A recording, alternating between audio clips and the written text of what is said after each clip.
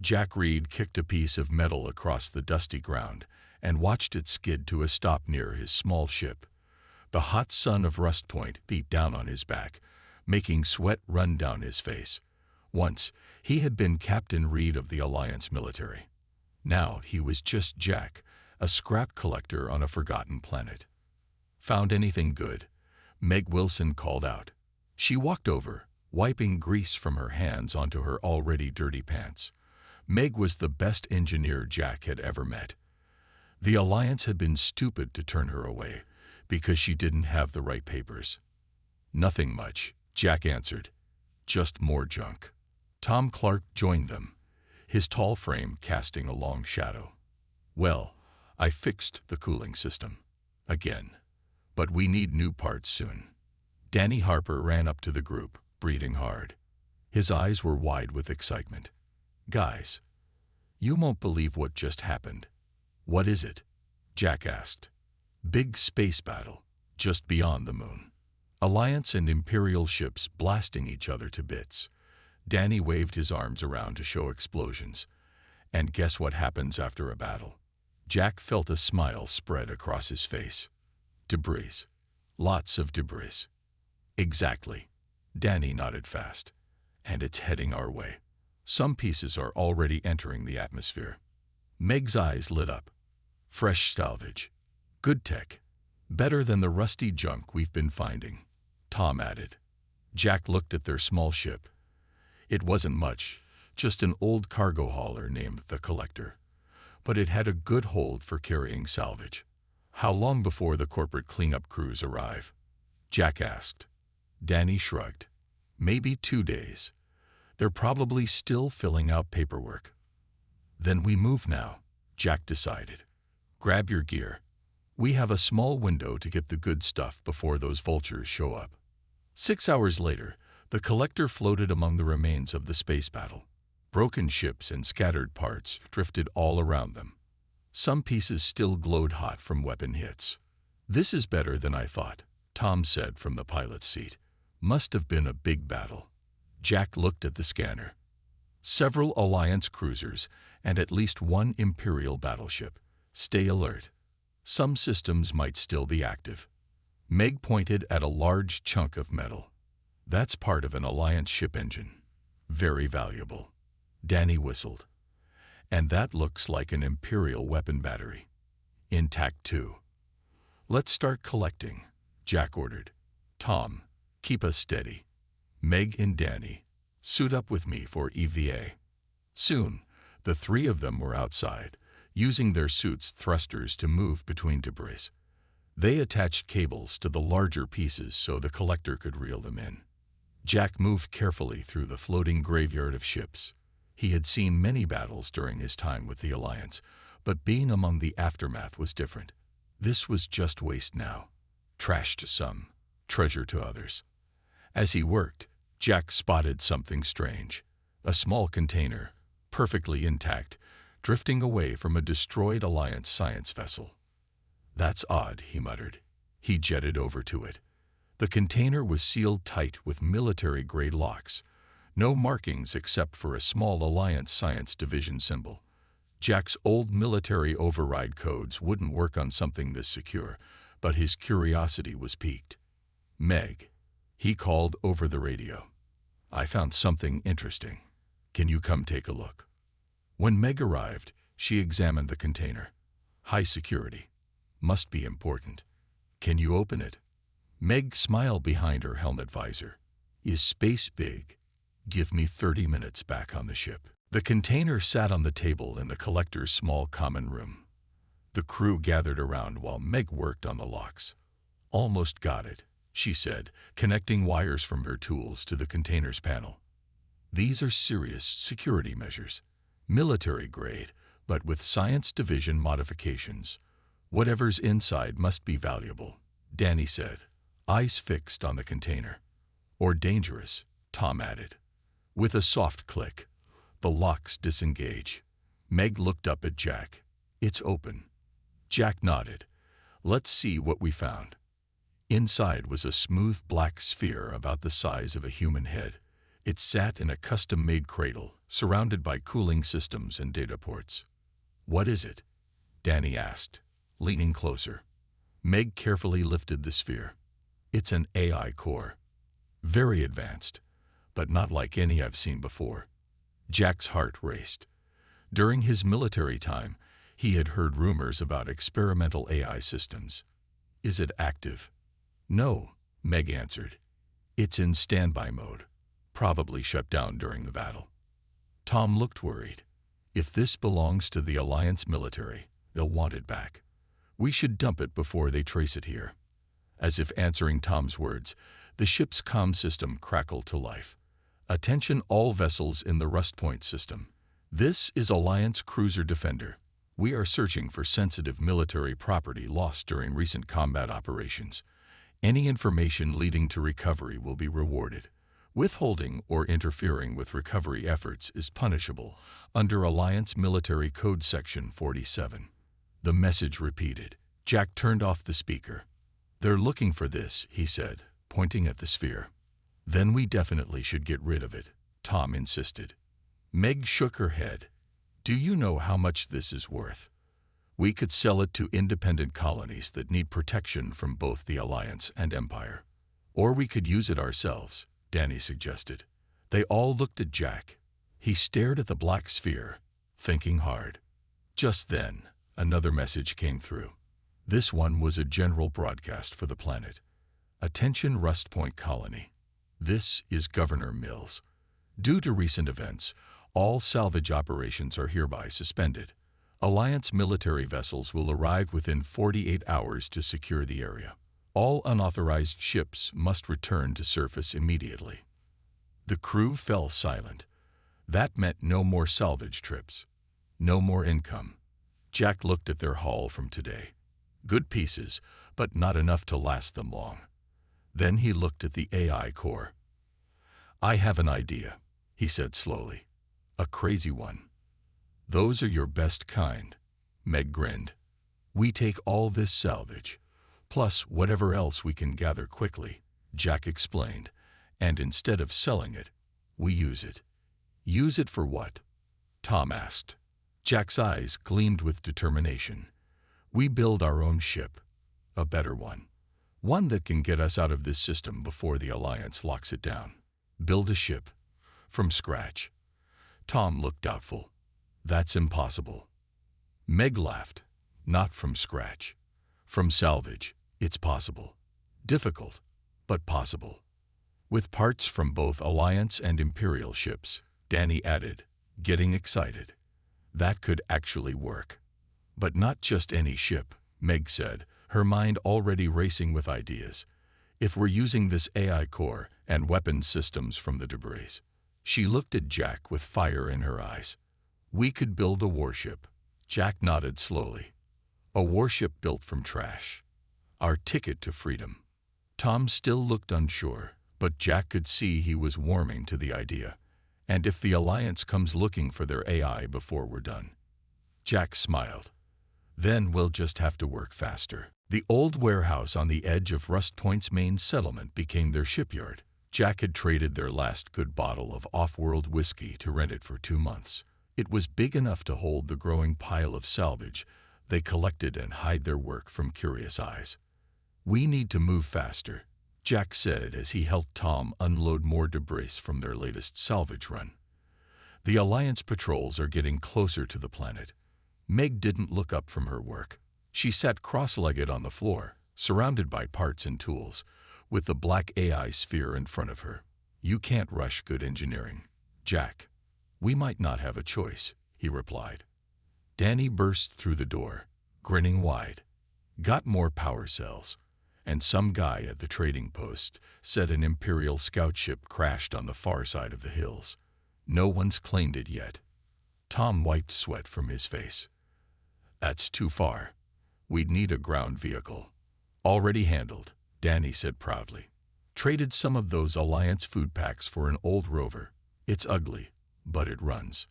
Jack patted Danny's shoulder. "Good work. We'll check it out tomorrow." For 3 weeks, they worked day and night. The ship slowly took shape in the middle of the warehouse.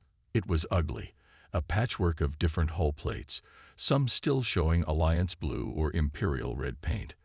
Meg had somehow made the various systems talk to each other, though sometimes it required what she called creative wiring. They named it the Phoenix, after an old Earth legend about a bird that rose from ashes. "How's it looking?" Jack asked, climbing up beside Meg, who was welding on the outside of the hull. She pushed up her safety mask. "It's a mess, but it might fly." "Might. This isn't exactly in any engineering manual, Jack. I'm connecting Alliance power systems to Imperial engines. The weapons are a mix of both. In theory, it works. In practice," she shrugged, "we'll find out." Jack looked at their creation. The Phoenix wasn't pretty, but it had character. The front was sharp, made from the nose of an Imperial fighter. The middle section came from a small Alliance cargo ship. The engines were a mix of 4 different ships. Weapon mounts stuck out at odd angles. "And the AI core?" he asked. Meg sighed. "That's the hard part. I can't wake it up without a proper interface. I need more time." Suddenly, Tom's voice came through their comms. "Jack, Alliance ships just entered orbit. 3 patrol vessels. They're broadcasting orders for a planet-wide search." Jack's stomach dropped. "How long do we have?" "They're sending shuttles down now. Maybe an hour before they reach this area." Jack looked at Meg. "We need to launch. Now." Her eyes went wide. "The Phoenix isn't ready. Life support is barely working. The engines haven't been tested. And the AI. Can we fly without it?" "Yes, but..." "Then we launch," Jack decided. "Better to take our chances in space than face Alliance prison." The next hour was chaos. They loaded the last of their supplies and the tools they couldn't leave behind. Tom ran system checks while Meg tried to secure loose parts. Danny kept watch outside. "They're coming." Danny's voice crackled over the comms. "Alliance ground vehicles, about 10 minutes out." "Get inside," Jack ordered. "Tom, how are we looking?" "All systems show green, but I don't trust half these readings," Tom replied from the pilot's chair. "This thing is held together with hope and Meg's genius." Meg rushed onto the bridge, her face streaked with grease. "The hull is sealed. Engines are online." "But Jack, the AI core." Later, Jack cut her off. "Danny, are you in?" "Just close the hatch," Danny called back. Jack took a deep breath. "Tom, take us up." Gently. The warehouse roof had been modified to open in sections. As it slid apart, the first rumble of the engines filled the air. The Phoenix shuddered, metal groaning, as it slowly lifted off the ground. "Come on," Meg whispered, patting the wall beside her. "You can do it, girl." With a sudden lurch, the Phoenix shot upward, faster than Tom expected. They were pushed back into their seats as the ship punched through the atmosphere. "Controls are jumpy," Tom shouted, fighting with the steering. Too much power in the thrusters. Alarms blared throughout the ship. Red warning lights flashed on every panel. Meg ran to an engineering station. "The systems are overloading each other. Imperial engines don't like Alliance power regulation." The ship spun wildly as they left the atmosphere. Through the viewport, Jack could see the curve of Rust Point below, and more worryingly, the Alliance patrol ships turning toward them. "Tom, can you stabilize us?" Jack asked, gripping his seat as the ship shook. "I'm trying. Nothing responds right." Tom's knuckles were white on the controls. Suddenly, every screen on the bridge went black. Then they all lit up at once with the same message.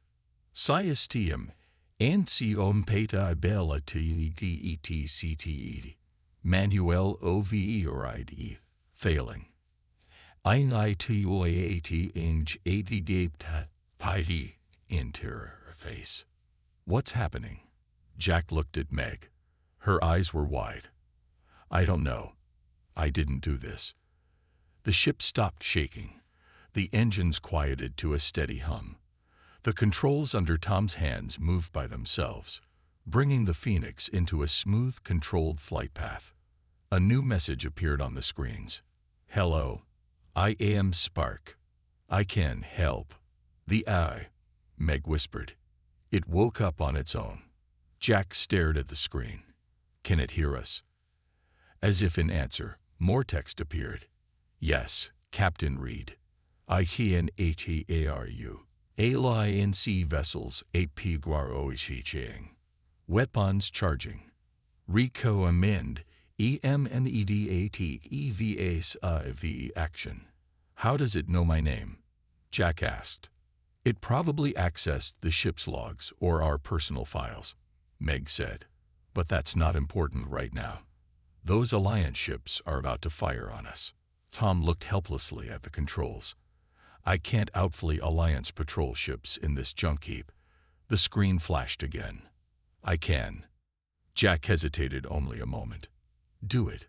The Phoenix surged forward with sudden speed. The engines roared with new power as the ship moved in ways its mismatched parts shouldn't allow. On the tactical display, they saw the Alliance ships falling behind, their weapons firing but missing. "Impossible," Tom breathed.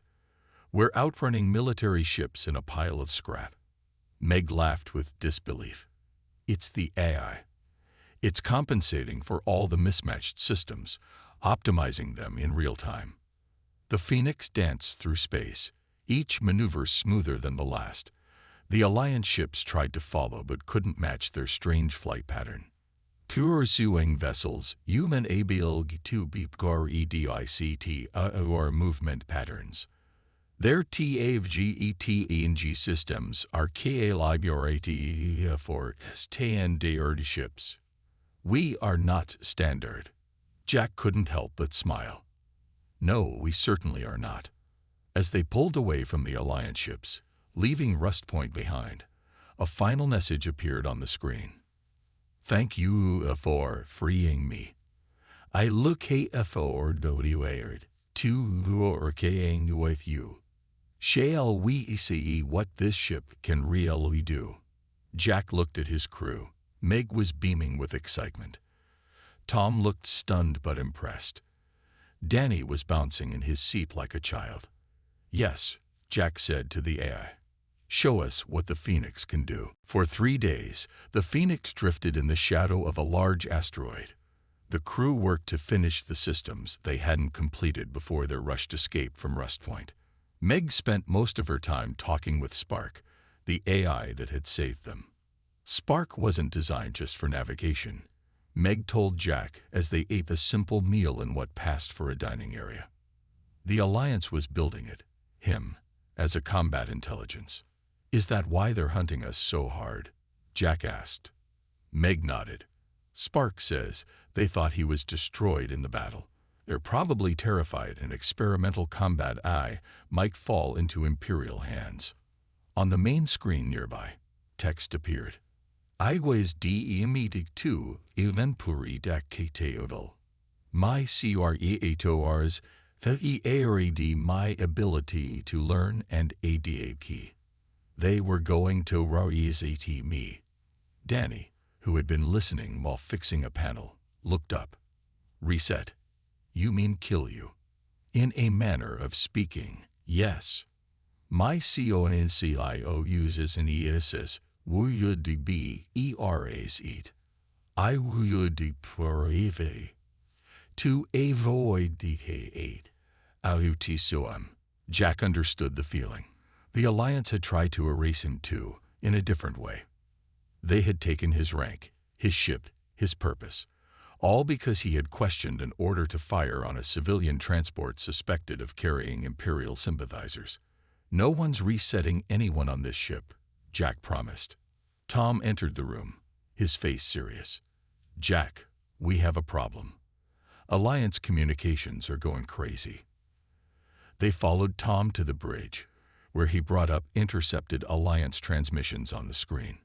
"They're converging on this sector in force," Tom explained. "But not because of us. There's something bigger happening."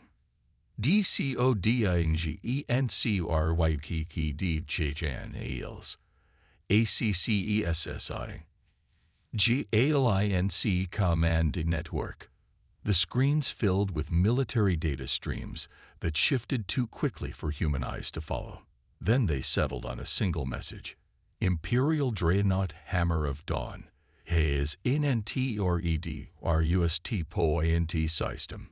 Primary Weapon System Charging. TRGT Rust Point Colony. ESTI May ATD Time to Weapon Discharge. 14 HOURs. They're going to attack Rust Point. Danny looked shocked. But why? There's nothing there but miners and scrappers.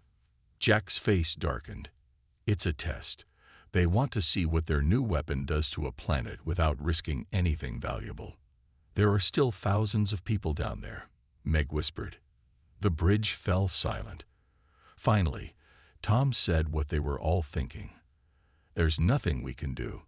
We're just one small ship, not even a proper warship. Analysis of Imperial Dreadnought complete. Weaknesses identified. The PFOENIX can exploit them. Jack looked at the screen. Spark, are you suggesting we attack an Imperial Dreadnought? That's suicide. Not ATTACK. DELay. ALINC forces EN wrote, but YLNOTARIV in time. We need to delay weapon discharge by APPROXIMATEL 6 8 Meg studied the data Spark was displaying. He's right. The Alliance is sending ships, but they won't get here before the weapon fires. If we could just slow the Imperials down. And how exactly do we do that? Tom asked. We have scavenged weapons that barely work. Your AC estimate is NTO receipt. Our weapons are unique QE.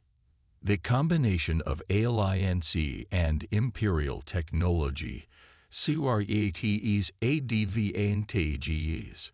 What advantages? Jack asked. Imperial ships XPC to ALINC's weapons signatories. ALINC ships XPC to Imperial weapons signatories. We REGISTER as neither. We are NVISODL to standard TARGTING systems. Danny grinned. We're a ghost ship. Jack wasn't convinced. Even if they can't target us easily, we're still outgunned 1,000 to 1. We do not need to destroy the Dreadnought. Only damage HFY Sci-Fi to delay weapon charge. I have identified 3 potential targets. The screen showed a schematic of the massive Imperial Dreadnought with 3 points highlighted. Primary cooling system. Power relay unit. Fire. External sensor array. Meg studied the diagram. If we could hit these points, it would force them to pause the weapon charging sequence. And how do we get close enough to hit anything? Tom asked. They'll see us coming. I have a plan. But I require fuel access to all ship systems. This includes weapons control. Jack exchanged looks with his crew. Giving an eye complete control of their ship was risky, but the alternative was watching thousands of people die. Do it, Jack decided. 6 hours later, the Phoenix approached the massive Imperial Dreadnought. The Hammer of Dawn was truly enormous, over 30 times the size of their small vessel. Its hull was sleek black metal with red Imperial markings. The front of the ship housed a weapon array unlike anything they had seen before. Spark, are you sure about this? Jack asked, watching the Dreadnought grow larger in their view screen. Yes, Captain. Remained ONCURENT trajectory. Imperial SCANNERS KT Gidorizus as debris. The Phoenix was running dark, with minimal power. From the outside, it did look like just another piece of space debris, its mismatched hull plates and odd shape actually helping their disguise. 2 minutes to optimal firing position, Meg reported from her station. Jack felt sweat on his forehead. This close to the dreadnought, they could see Imperial troops moving inside through the large viewports. None seemed concerned about the small piece of debris drifting nearby. 1 minute, Meg counted down. Charging weapons. Ready to engage on your command, Captain. Jack took a deep breath. Fire. The Phoenix came to life all at once. Weapons that had been scavenged from both Alliance and Imperial ships fired in perfectly timed sequence.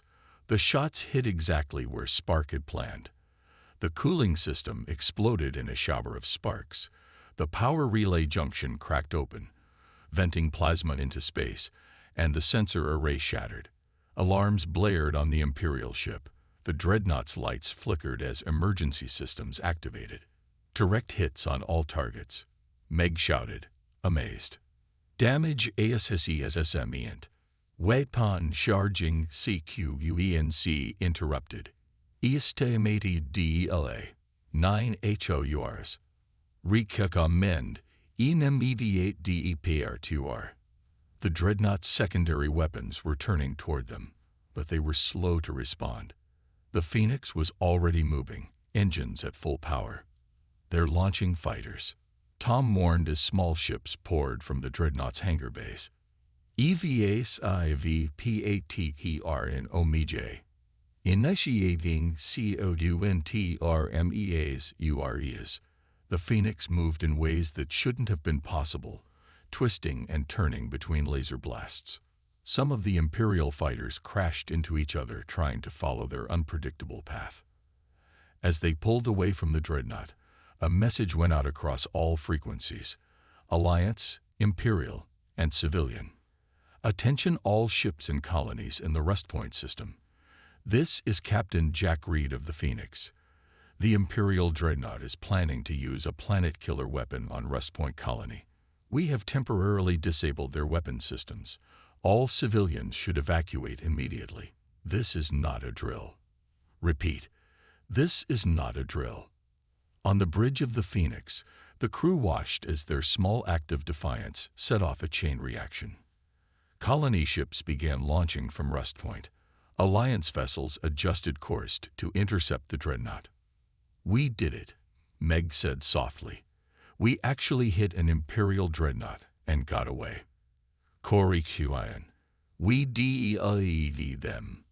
The battle is not over. But we AVPROVN. What het DVFOENIX can do? Jack nodded, a smile slowly spreading across his face. Yes, we have. And I don't think either the Alliance or the Empire is going to ignore us now. The Phoenix sped away from the dreadnought, a small ship built from trash that had just changed the battlefield forever. They're calling us the scrap ship, Danny said, reading from the communication screen. 2 weeks had passed since their attack on the Imperial dreadnought. The Phoenix had been hiding in a remote asteroid belt, making repairs and watching as the situation in the Rest Point system turned into a full battle zone. Scrap ship, Tom snorted, not very flattering. I like it, Meg said, not looking up from the panel she was fixing. It's honest. Jack studied the latest intelligence Spark had pulled from Alliance and Imperial channels. The evacuation of Rest Point was going slowly. Many ships had made it out, but thousands of people were still waiting for transport. Meanwhile, the Imperial dreadnought had repaired its systems and was once again preparing to test its weapon. New Alliance fleet approaching. Estimated arrival. 37 HOURs. 2 LAT to PREV into weapon discharge. WST POINT evacuation, only 64% complete. Jack rubbed his tired eyes. We bought them some time, but not enough. Meg joined him, her face smudged with grease. What are we going to do? We can't attack the dreadnought again. They'll be expecting us. HAVBEN analyzing Imperial communications. They have dive RKD resources to human T for US. He scrap ship, his BCOMM a priority target. Great, Tom muttered. We've got the whole Imperial fleet looking for us now. But Jack noticed something interesting in the data. Spark, bring up the Imperial fleet positions again. The screen showed the locations of all Imperial ships in the system. Most were clustered around the dreadnought, forming a protective screen. They're diverting resources to find us, Jack said slowly, which means their supply lines are stretched thin. Convoys are visually unable. Danny caught on. If they can't get supplies, they can't finish repairing the dreadnought. Exactly, Jack nodded. We can't take on their battle fleet, but we can hit their supply lines. Hit and run, Tom said, beginning to warm up to the idea. We strike fast and disappear before they can respond. I hate HFY optimal tar GTs. DISP weighing convoy routes. The screen shifted to show the paths of Imperial supply ships heading toward the dreadnought. Spark, do we have enough firepower to take on their escort ships? Jack asked. Conventional ATK would be unsuccessful. However, I have NTGRTDNU technologies from our SALVG. We now do have limited CLO 8K and capability. Meg's eyes widened. Cloaking. You never told me about that. Integration. Only T1 PLET 3XOURS ACO. System. Uses modified Imperial Scout Ship. CEALTD. Technology. Nonology. Combined with Alliance's sensor jamming. Can it hide us completely? Jack asked. For short periods only. Indovshu APPRHH. Tar GTs undetected. Then, strike before they can respond. Jack looked at his crew. It's risky, but if we can delay them long enough for the evacuation to finish. I'm in, Meg said immediately. Me too, Danny agreed. Tom hesitated, then nodded. Someone has to keep this junk heap flying. Over the next 3 days, the Phoenix became a ghost that haunted Imperial supply lines. They would appear from nowhere, strike with surprising power, then vanish before the Imperial ships could organize a response. The first convoy never knew what hit them. One moment, the supply ships were proceeding under escort. The next, a strange patchwork vessel appeared in their midst, weapons firing with deadly precision. The escorts were disabled first, not destroyed, just left drifting with damaged engines. Then the supply ships had their cargo holds breached, their contents vented into space. The second convoy was more alert, but it didn't matter. The Phoenix's strange mix of technologies confused their sensors. By the time they realized they were under attack, half their ships were already disabled. After each attack, Jack broadcast the same message on all frequencies. This is the scrap ship. We will continue to defend Rust Point Colony against illegal Imperial aggression. Evacuation must be allowed to complete. In the command center of the Imperial dreadnought, Admiral Voss slammed his fist on the table. How is one ship made of garbage, causing this much damage? He demanded. His officers had no good answers. Sir, it's using tactics we've never seen before. Our targeting systems can't get a lock. It's like it knows our protocols. Then change the protocols. Voss shouted. We did, sir. 3 times. Somehow it adapts almost instantly. Voss stared at the tactical display, showing yet another supply convoy under attack. Divert the battle group from Sector 7. I want that ship destroyed. Back on the Phoenix, the crew celebrated another successful raid. Did you see that Imperial captain's face when we appeared right next to his flagship? Danny laughed. I thought he was going to faint. Even Tom was smiling. Our hit-and-run tactics are working. According to Alliance chatter, The dreadnought's weapon is still offline. Jack checked the evacuation status. Rust Point is now 84% evacuated.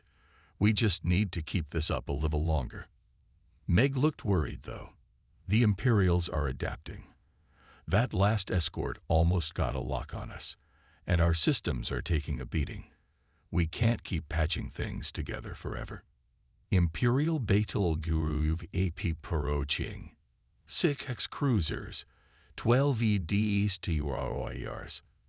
They are using a CRHPTRN, designed to CUNTR our tactics.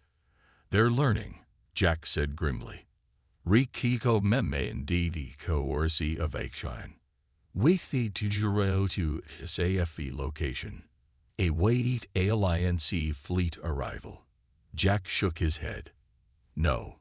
If we run now, that dreadnought will destroy what's left of Rust Point. We need one more big distraction. What do you have in mind? Meg asked. Jack looked at the star map. The asteroid field where we found our first salvage. We know it better than they do. You want to lead a battle group into an asteroid field. Tom looked at Jack like he was crazy. That's suicide. Not for us, Jack said. Not with Spark helping us navigate, and those big Imperial ships will have a much harder time. The Plan has merit. Imperial ship is KNOTMATCH. Our main UV ability.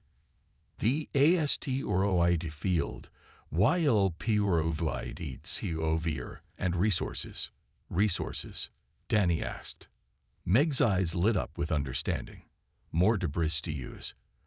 We can repair on the fly, maybe even add new systems if we find the right pieces. Jack nodded. And most importantly, if we can leave their battle group away from the dreadnought, it will give the last evacuation ships time to escape. Tom still looked doubtful, but he didn't argue. If we're doing this, we should broadcast our position. Make sure they follow us. Exactly, Jack agreed. We're not just running. We're baiting a trap. On all channels, the Phoenix sent a clear message. Imperial forces, this is the scrap ship. Your supply lines are broken. Your dreadnought is crippled. Withdraw from Rust Point or face the consequences. Then they added coordinates. The edge of the asteroid field. NESSAG, RECEIVED by Imperial Betel Group. They have VCHANGDQ or C2 interior CP. ESTI MATD time. 2 CO and take it. 5 HOURs. Jack smiled grimly. They took the bait. Let's go prepare our welcome party. The Phoenix turned toward the asteroid field, a small ship made of mismatched parts, about to face the might of an Imperial battle group. Against all odds, the scrap ship had become a battlefield legend. The Phoenix weaved through the asteroid field, dancing between massive rocks as if they were simple obstacles in a training course. Inside the ship, the crew worked with focused intensity. They had 5 hours to prepare their trap. How's our cloaking system? Jack asked as he helped Meg install a new power relay. It'll work for about 10 minutes at full strength, she answered. After that, we'll need at least an hour to recharge it. Tom called from the bridge. I've mapped the densest parts of the field. There are 3 choke points where we could ambush them. On the main screen, Spark displayed a 3D map of the asteroid field with the choke points highlighted. Imperial Betel Guru UP maintaining pursuit course. They have deployed scout ships in ADVNC formation. Recommend we eliminate scout is first. Danny entered the bridge, carrying parts salvaged from a recent run to a nearby wreck. Got some Imperial targeting systems. Barely damaged. Meg's eyes lit up. Perfect. If we can integrate those with our Alliance weapons, we might be able to confuse their defense systems even more.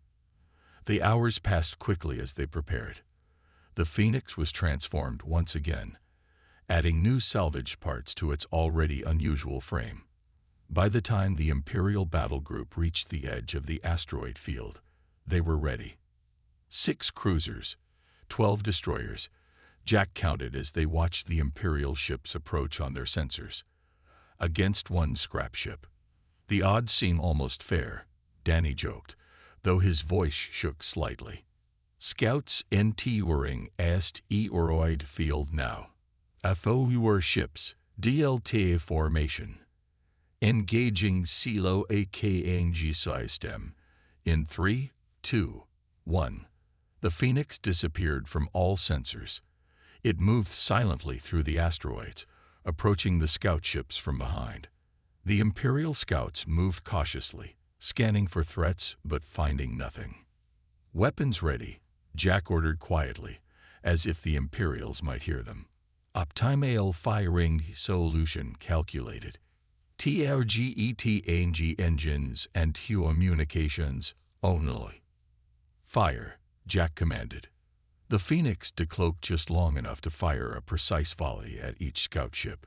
Before the Imperials could react, their engines were disabled and communication arrays destroyed. The scouts were effectively blind and mute, unable to warn the main fleet.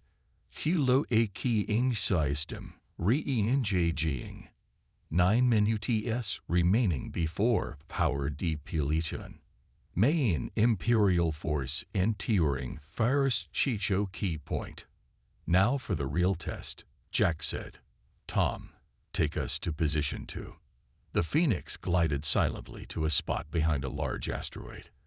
As the Imperial ships entered the narrow passage between asteroid clusters, Jack gave the order. Spark. Execute pattern Phoenix. The AI didn't respond with text this time.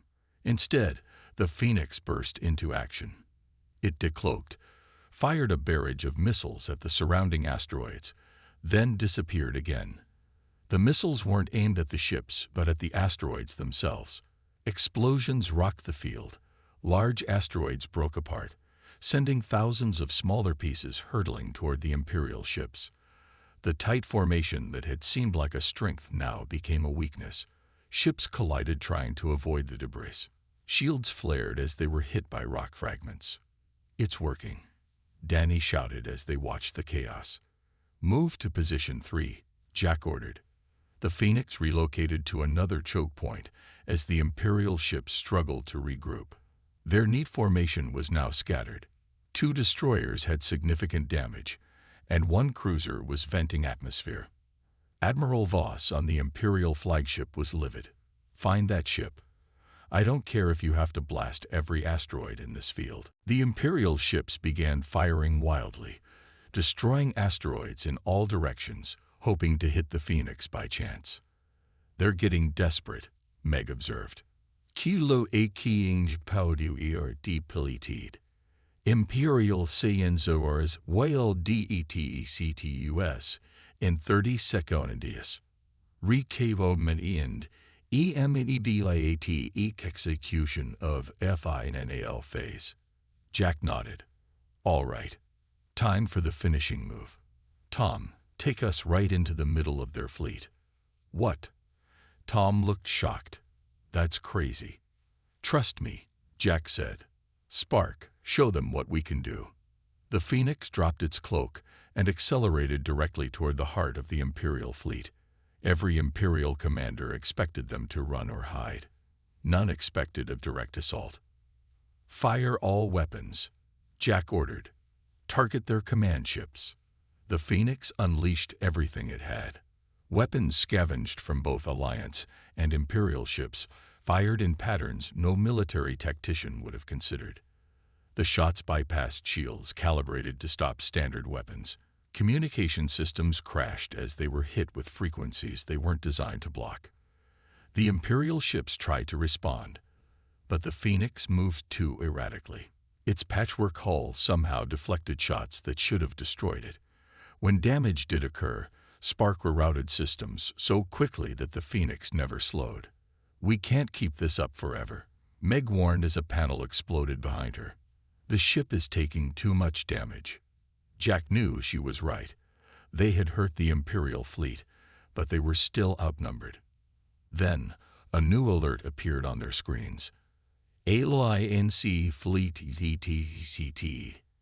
Entering or UST point system. Engaging Imperial Dreadnought. They made it in time. Danny cheered. UST point evacuation status 100% complete. El civilian ships helier of danger zone. Jack felt a weight lift from his shoulders. We did it. We gave them enough time. The Imperial fleet received the news at the same moment. Their communication channels exploded with urgent messages. The dreadnought was under attack. Their mission had failed. Admiral Voss made a difficult decision. All ships disengage and return to assist the dreadnought. The Imperial battle group began to retreat, still under fire from the Phoenix. As they pulled away, Jack broadcast one final message. This is the scrap ship. Remember this day. Remember what one small ship built from trash was able to do. 3 days later, the Phoenix floated near the edge of the system, watching as Alliance and Imperial ships faced off in an uneasy standoff. The dreadnought had been badly damaged by the Alliance fleet. The weapon test had been prevented. Rust Point was empty, its people safely evacuated to nearby colonies. On the bridge, Admiral Grant of the Alliance flagship appeared on their communication screen. Captain Reed, she said stiffly. The Alliance would like to. Thank you for your assistance in this matter. Jack raised an eyebrow. Thank me. Last I checked, the Alliance had branded me a thief and a traitor. Circumstances have changed, Grant replied. Your actions saved thousands of lives. And your ship, she hesitated, has demonstrated capabilities that neither the Alliance nor the Empire can ignore. Eine Elizaing, OFFER, Koshin, Rixi Memmen indeed, but OPP or tu Una IT way Saigin IFI and. Jack looked at his crew. What are you proposing, Admiral? A pardon for you and your crew. Recognition of the Phoenix as an independent vessel with all rights that entails, and, she paused, a role as peacekeepers in the disputed border regions. Meg looked suspicious. Why would you offer us that? Grant's expression was hard to read. Because neither side can afford to have you as an enemy. And both sides know it. Jack considered the offer. Freedom, recognition, a purpose. We accept with one condition, he said finally. Spark remains free. No one attempts to reset or control the eye.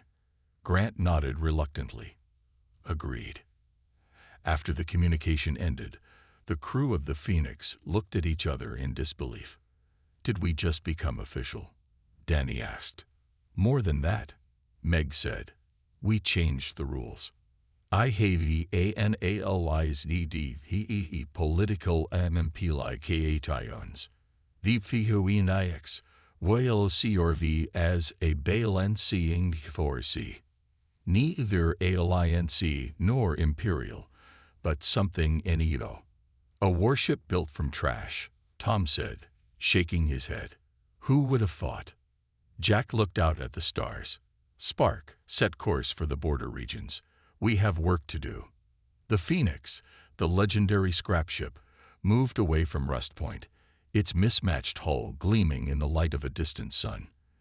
It had been built from trash, but now it controlled the battlefield, and perhaps the future of the galaxy itself.